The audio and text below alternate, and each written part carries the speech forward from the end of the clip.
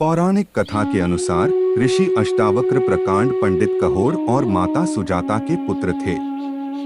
ऋषि अष्टावक्र ने अपने पिता से शास्त्रों और वेदों का पाठ पढ़ते हुए अपनी माता के गर्भ के अंदर से ही अपने पिता से कहा कि शास्त्रों में ज्ञान नहीं है, ज्ञान तो हमारी अंतरात्मा में है, सत्य तो हमारे अंदर है, शास्त्र तो बस शब्दों का संग्रह है।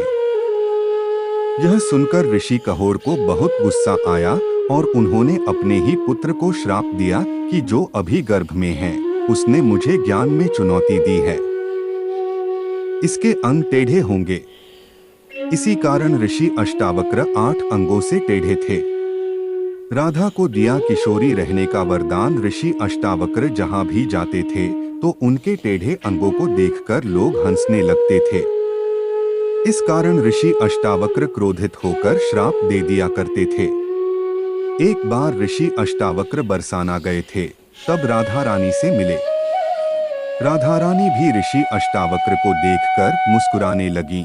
तब ऋषि अष्टावक्र ने क्रोध में राधा रानी को भी श्राप देना चाहा, लेकिन श्री कृष्ण ने ऋषि अष्टावक्र से अनुरोध किया कि एक बार राधा रानी की सुन लीजिए। तब राधा जी ने ऋषि अष्टावक्र से कहा कि वह उनके टेढ़े अंगों को देखकर नहीं हंसी।